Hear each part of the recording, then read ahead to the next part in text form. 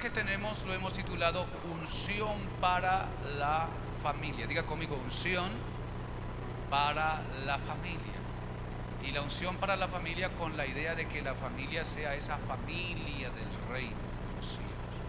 Una familia del reino. Cuando hablamos de una familia del reino, nos pudiéramos referir a que una familia del reino se basa en los principios del amor, la unidad y el servicio. Sus miembros, hablando de la familia, se aman y se apoyan mutuamente y están comprometidos a trabajar juntos para construir sus sueños y ayudar en la extensión del reino de los cielos. Eso como en un sentido de resumen para definir lo que uno pudiera pensar que puede ser una familia del reino. La pregunta que yo tengo para usted en esta mañana es cómo le está yendo en el tema familiar. ¿Cómo está la relación en la casa entre los que viven allí, su esposa, su esposo, sus hijos, quizás vive con los padres todavía? ¿Cómo va esa relación? ¿Qué tan dificultuoso está el camino de la vida familiar? ¿Cuántas batallas se está librando en el sentido familiar?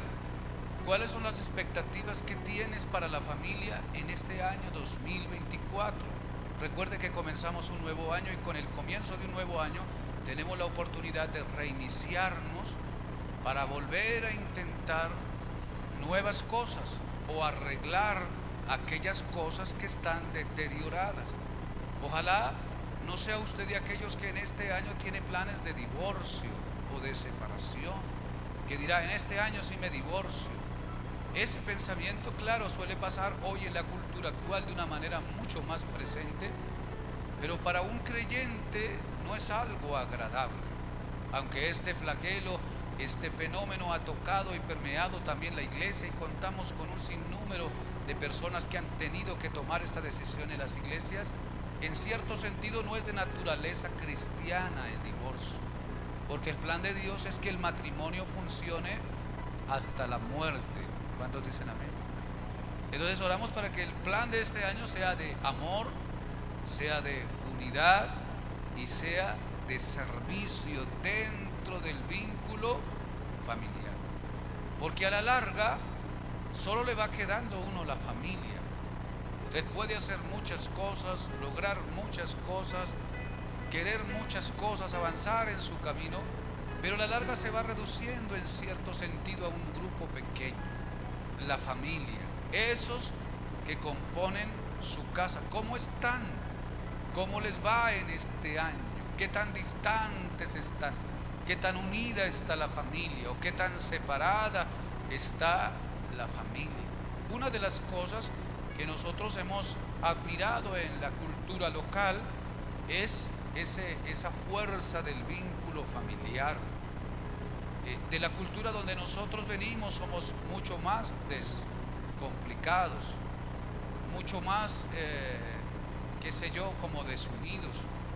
En nuestras culturas no tenemos esa capacidad que ustedes tienen de recogerse, de estar pendiente, de ayudarse y de asumir responsabilidades con las familias. Eso es un punto significativo. Eso es una de las fortalezas o de las virtudes culturales de esta sociedad. Así que me imagino que con su familia a usted le está yendo bien. ¿Cuántos dicen amén? ¿Cuántos miembros de la casa están sufriendo? ¿Cuánto sufrimiento está llevando la carga de la familia? Entonces todas esas cosas son importantes en el sentido de evaluar para comenzar el año. Pero el asunto es, necesitamos una unción especial. ¿Cuántos necesitan eso? ¿Cómo podemos ir buscando ese alivianar nuestras cargas en el ambiente familiar? Lo primero que quiero dejarle en su corazón es que tu familia está incluida en el plan de Dios. Su familia, mi familia está incluida en el plan de Dios. Dios no te llamó así para que estés solo como un champiñón por allá aislado, no. Dios tiene un plan para tu casa. Dios tiene un plan para la familia. Dios llamó personas para el servicio de la obra, pero llamó a la familia. Así que Dios tiene un plan con cada familia. Su familia y la mía están en el plan de Dios. Cuando Pablo iba para allá, para los Filipos, si estoy bien, en Hechos capítulo 16, verso 31, y luego entró allí para llevar un mensaje a la cárcel de Filipos, estaba el carcelero allí, y después de que sucedió todo el evento que se desencadenó de lo sobrenatural allí, entonces los discípulos le dijeron a aquel hombre, dice, ellos dijeron, cree en el Señor Jesucristo y serás salvo tú y tu casa. Diga conmigo, cree en el Señor Jesucristo y serás salvo tú y tu casa. El propósito de Dios es salvar la familia. ¿Cuántos aman la familia? Levante sus manos. Dice, yo amo a mi familia, a mis hijos.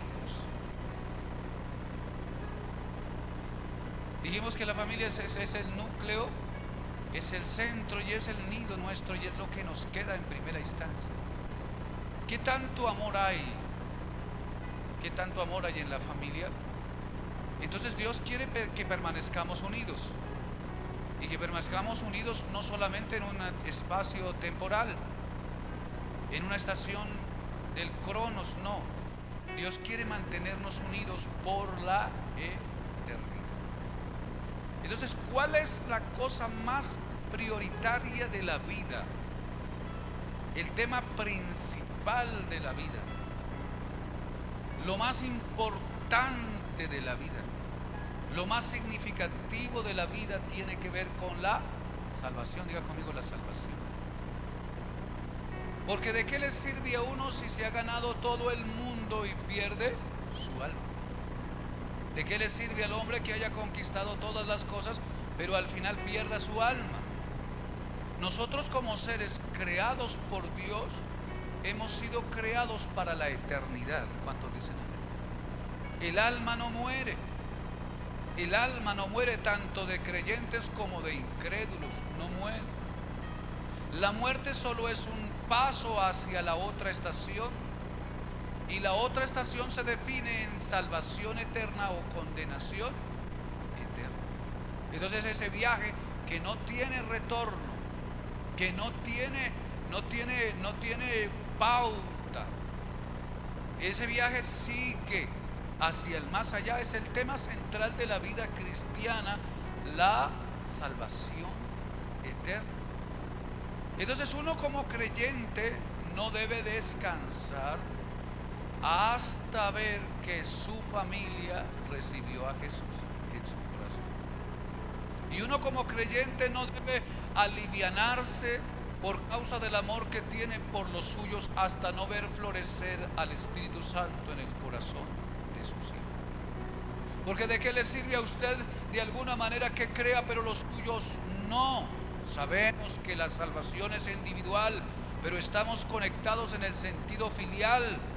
Y si yo amo a mi hijo y amo a mi hija, a mi padre, a mi madre, a mi hermano y a mi hermana, yo me los quiero llevar en el arca. ¿Cuántos dicen?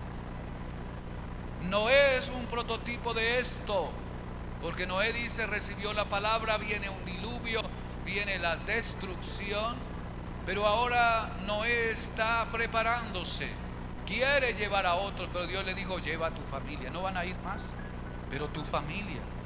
Y él a los que tenía con él en su casa los montó al arca, y toda la familia de Noé se salvó.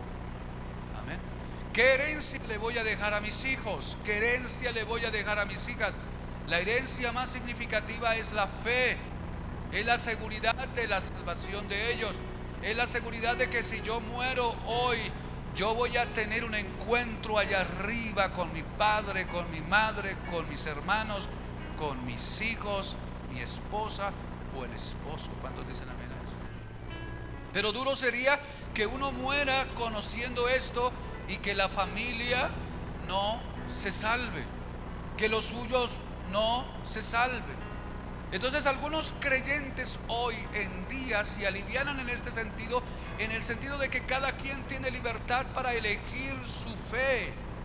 Claro, todo el mundo tiene la libertad, pero cuando nosotros tenemos la verdad y sabemos lo que hay más allá, en el mundo que se viene, entonces haríamos mal si no invitamos, si no intensificamos el ruego a Dios para que Dios haga evidente esta promesa. ¿Cuántos dicen amén a eso? Ellos dijeron: cree en el Señor Jesucristo y serás salvo tú y tu casa. Entonces hay un deber nuestro, pedir al Señor. Yo creo que en estas hojas que usted colocó acá en las agendas, y si no la ha traído, le recomiendo traiga su agenda para tener sus peticiones aquí en la urna. Pero una de ellas es: Señor, si todavía hay miembros de la casa que no te conocen ni te han recibido, este es el año de salvación. Porque todos los días, cada vez nosotros caminamos hacia esa segunda venida de Cristo, y cuando Él venga se cerrará el ciclo. Se cerrará el ciclo. Y yo quiero estar con ellos en el reino de los cielos. ¿Cuántos dicen? Que nadie se pierda.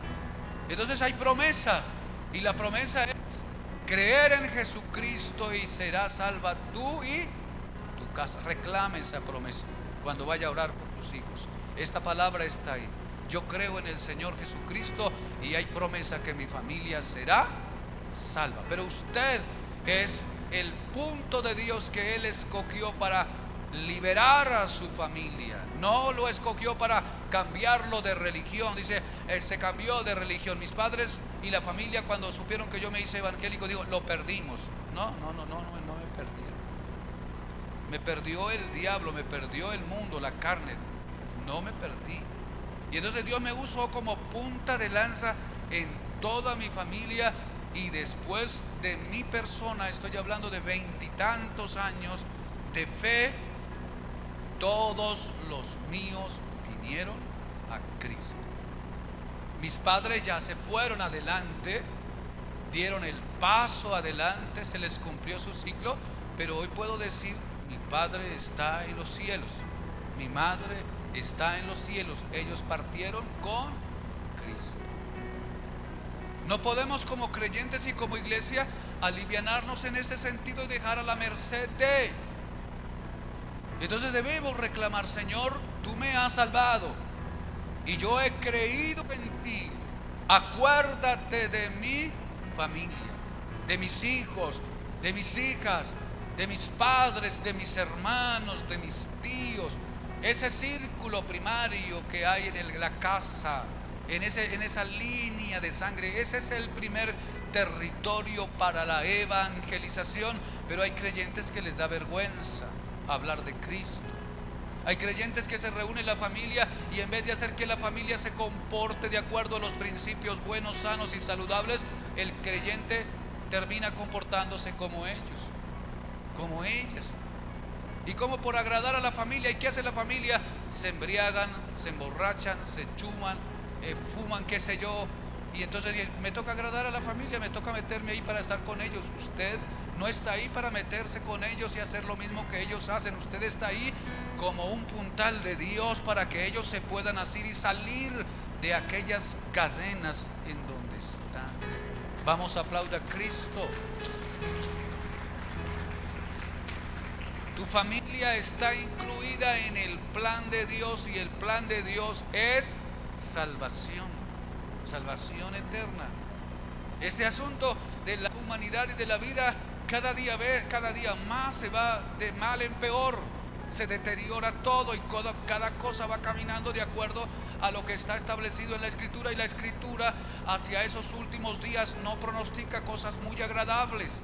Entonces debemos estar preparados. Dios nos cubre, nos guarda, nos bendice, nos permite hacer, pero hacia adelante en el ambiente de la profecía la cosa se coloca agria, que los suyos no se pierdan.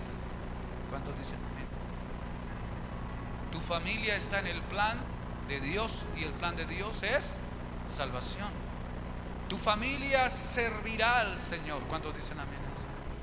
Mi familia servirá al Señor. Josué capítulo 24, 15 dijo así.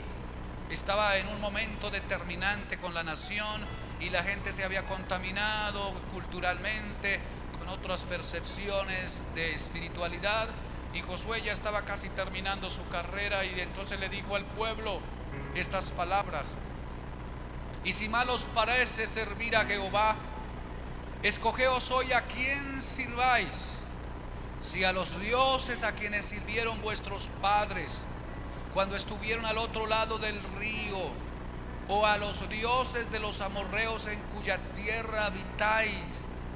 Pero él dijo esto: pero yo y mi casa serviremos a Jehová. ¿Cuántos dicen amén a eso? Yo y mi casa serviremos a Jehová. Entonces la tierra todos de alguna manera servimos a alguna entidad espiritual. Usted sirve a Dios o sirve a las tinieblas, directa o indirectamente. Hay esas dos fuerzas o esos dos contenidos espirituales. Sus hijos, mis padres, mis hermanos, ¿en qué lado están? ¿En qué área están? Dice, se volvieron seculares, hoy no tienen fe, creen en Dios pero a su modo. No se puede creer en Dios a su modo, porque el Dios que estableció la tierra y los cielos se dio a conocer por medio de lo que creó y por medio de lo que inspiró. Y en el ambiente de la inspiración estableció todo un decálogo, estableció toda una normativa de cómo podemos encontrarle a Él y de cómo debemos nosotros comportarnos de acuerdo a lo que Él está, para que haya comunión entre Él y nosotros. Hoy, por causa de esta generación postmoderna, un tanto secular, quizás por los errores, equivocaciones de la misma institución de fe, muchos se apagaron e hicieron al lado a Dios o el sentido religioso. Pero cuando uno los ve en su composición de vida, están perdidos. El sentido para ellos no es correcto. Se entregaron a los vicios y a los placeres de la vida. Dice la palabra, viviendo están muertos. Y entonces, ¿en qué base o sobre qué base establecen su vida? Entonces hay todo un formato secular, cultural y aún religioso que te dice a ti: de esta manera te debes comportar, y presiona a la gente, cohesiona a la gente para que la gente termine respondiendo a ese formato. Pero hay uno más. ¿Cuántos dicen amén? El formato de Dios, el camino de Dios, la vida de Dios. Entonces la persona va a tener que definir en dónde coloca sus bases para establecer su vida. ¿En dónde? Pero claro, todos tenemos esa virtud de abrirnos para que tengamos libertad, pero la libertad no significa la ausencia de normas, no. Sin normas la vida no funciona, sin reglas la vida no sirve. Y cuando vas a la Escritura lo que encuentras es eso: reglas, normas. ¿Para qué? Para que podamos llegar a donde Dios planteó, para que podamos disfrutar de lo que Dios nos entregó. Cuando no salimos de aquí para allá, sufrimos. Entonces, ¿cómo está la casa? ¿Cómo está la familia? Pero tiene que ver con la determinación suya.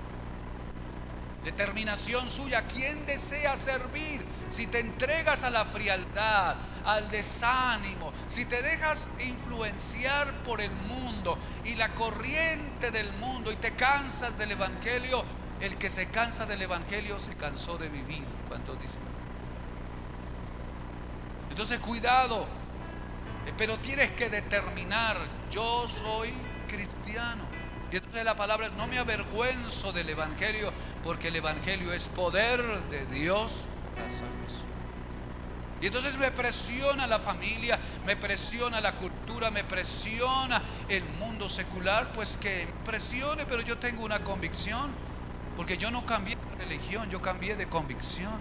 Yo tuve un encuentro con Jesús y mi vida cambió. Yo encontré la verdad, yo encontré el camino que me lleva a la vida eterna. Solo hay un camino y se llama Jesucristo. No hay nadie más que me pueda conectar con el Señor. Jesús Cristo. Solo hay un puente para ir allá y no se puede pasar si no es a través de Cristo. Hoy el mundo te ofrece cosas para poderte tratar de anestesiar en algún momento de dolor.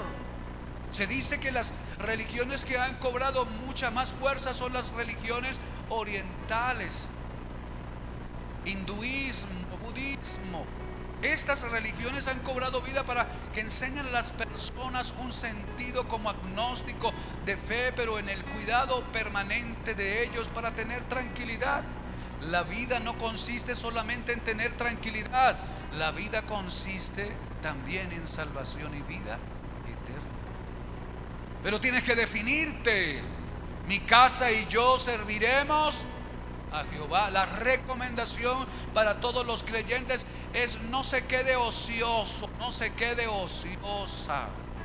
Dice: estoy tan ocupado. ¿Qué haces? Atiendes la familia, atiendes el trabajo, atiendes tus sueños, involúcrese en algo en la congregación. Alguien dice: pero es que yo no me puedo involucrar en nada en esta congregación porque es una manada de hipocresía. El hermano y la hermana tiene debilidades como todos. Seguramente vas a encontrar alguno cojo en la carretera, un tanto defectuoso, pero está en el reino. Cuando uno se incluye en el servicio a algo, se ayuda. ¿Cuántos dicen amén? Porque el diablo no está jugando. Satanás no está perdiendo el tiempo. Dice que él está como león rugiente tratando a quien devorar. Así que una de las cosas en las cuales yo me puedo anclar para poder mantener todo el ambiente de aquello que me llamó es servicio. Diga conmigo: servicio. Mi casa y yo serviremos a Jehová. ¿Qué tanto estás sirviendo? Tercero, te dije, tu familia está incluida en el plan de Dios y el plan de Dios es salvación. Segundo, tu familia servirá al Señor desde una perspectiva profética. Recuerdo cuando nosotros llegamos alguna vez, una hermana que ya no está con nosotros, y estábamos hablando de esto, del servicio, y yo le dije: ¿quién anhelaría que de su casa se levante un profeta? ¿Quién anhelaría que de su casa se levante un pastor, un maestro, un evangelista, un misionero, un apóstol? ¿Quién anhelaría que Dios use a alguien de su casa? Y yo estaba tan animado en la palabra, y después cuando terminé el culto, se me acercó la hermana y me dijo: que Dios me guarde. Que Dios me guarde de que uno de los míos sea eso. Y entonces cuando ella me habló en su sinceridad. Porque para ella esta función de servicio era deprimente, no valiosa. Entonces yo le dije a ella: ¿y qué quieres entonces para los niños? Yo quiero verlos como un médico, como un abogado, como un ingeniero, como un... Ok, todas las profesiones extraordinarias, pero hay una sola que será recompensada. ¿Cuántos dicen? En el mundo sobrenatural, y se llama el servicio al Señor. No que tan buen ingeniero ni tan buen abogado fuiste, no, que tan buen servidor fuiste al Señor. ¿Sabe qué pasó con esa familia? Se fue de la iglesia, se descompuso, y sobre aquella persona que nos referíamos se descarrió y se fue para el otro equipo. Tanto del sentido de la fe como en el sentido de la identidad. Y hoy carga con esa carga. Entonces, que en este año haya un deseo en usted de servir a Dios y orar por eso. Timoteo capítulo 5 verso 8, hablando Pablo acerca de lo que se debía hacer con las viudas. Entró un tema allí que la iglesia debía cuidar a las viudas. Y entonces Pablo le dijo a la iglesia allá en Timoteo, le dijo: hay que clasificar qué tipo de viudas podemos ayudar, porque hay algunas que son jóvenes y luego se entregan a los placeres, terminan pecando, adulterando y todo aquello. Pero hay otras viudas que no están abandonadas porque tienen hijos, tienen nietos, tienen parientes. Entonces a esas viudas no las podemos ayudar, ni a aquellas viudas jóvenes que tenían la posibilidad de restaurar su vida conyugal y aquellas viudas que tenían familia. Él dijo, la que no tenga nada, que no cuente con familia, que no tenga todavía tiempo de volver, a esas necesitamos ayudar. Y en esa reflexión, allá en el capítulo 5, verso 8, hablando a aquellos que tenían las viudas, que eran los hijos, y querían que la iglesia cargara con ellas, y ellos no cargar con las madres o las abuelas, les dijo Pablo esto: porque si alguno no provee para los suyos, y mayormente para los de su casa, ha negado la fe y es peor que un incrédulo. Peor que un incrédulo. Entonces tu familia es tu responsabilidad. ¿Cuántos dicen? Tu responsabilidad. Provee para la casa, provee para la familia. No te recuestes, no te acomodes, no te abandones, ¿no? Eres responsable de los tuyos. Tienes un hijo, tienes una hija, tienes un esposo, tienes una esposa, eres responsable de él, responsable de ella. Y no me casé para que me mantuvieran. No se casó para que me mantuvieran, no. Usted se casó para servir a él. Usted se casó para servir a ella. Usted se casó para cuidar a él. Usted se casó para cuidar a ella. Y luego hizo hijos. ¿Y para qué hizo hijos? ¿Para abandonarlos? Esta generación es una generación de las más sinvergüenzas que puede haber. ¿Cuántos hijos regados? ¿Cuántos tienes? 3. ¿En cuántas mujeres? 3, 4 mujeres, hijos regados por allí. Y después las demandas que le llegan, gracias a Dios por las demandas para las mujeres, aunque para algunas se les volvió negocio. Y entonces demanda, ¿por qué? Porque no quiere dar para el hijo. Hizo un hijo, pero hoy no quiere responder por él. Entonces la ley, gracias a Dios por la ley, le alcanza. ¿Sabe cuántos han tenido que ir a la cárcel 1 o 3 meses porque no pagan su cuota? Es una desgracia. Ellos nunca se acercaron a Dios y nunca entendieron esta palabra, porque uno de los principios es que cada uno de nosotros somos responsables de proveer para los nuestros. El no hacerlo es negar la fe y ser peor que un incrédulo. ¿Cuántos dicen amén a eso? Somos responsables de nuestra casa, de nuestra familia. Ese es un deber, una tarea que nos corresponde. Y por último, te dije, tu familia está incluida en el plan de salvación. Tu familia servirá al Señor. ¿Cuántos dicen amén? Tu familia es nuestra responsabilidad, o tu responsabilidad. Pero quiero leer este salmo para terminar. Salmo 128, 1 al 6. Es una promesa y a la vez es una oración para usted y para mí hoy. El Salmo 128, 1, 6 lo quiero leer en la versión Dios habla hoy. Mire lo que dice: feliz tú que honras al Señor y le eres obediente. Comerás del fruto de tu trabajo, serás feliz y te irá bien. Dije que te irá bien. ¿Cuántos dicen amén? Te irá bien. En la intimidad de tu hogar, tu mujer será como una vid cargada de uvas. Tus hijos alrededor de tu mesa serán como un retoño de olivo. Así bendecirá el Señor al hombre que le honra. Que el Señor te bendiga desde el monte de Sión. Que veas el bienestar de Jerusalén todos los días de tu vida. Que llegues a ver a tus nietos y a tus bisnietos hasta la 4ª generación. ¿Cuántos reciben eso? Necesitamos eso en nuestra familia, esa unción. Entonces algunos que se les va a atender en algún lugar, dice, Siéntase como en su casa, y el hombre se despeluca porque en su casa se siente de lo peor. Pero tienes un nido en el hogar. Es el primer radio de cuidar, y eres responsable de mantener la armonía. Eres responsable de mantener la unidad, pero no hay unidad sin amor, y no hay amor sin la manifestación del servicio los unos con los otros. Pasa que la gente cree que tomó a alguien o se acercó a alguien para que le sirva. No, usted se acercó a alguien para servir. Cuando se pierde el servicio, entonces se manifiesta un amor deteriorado. Y cuando hay un amor deteriorado y una deficiencia de servicio, no se podrá mantener la unidad que se requiere y la armonía que se requiere en el hogar.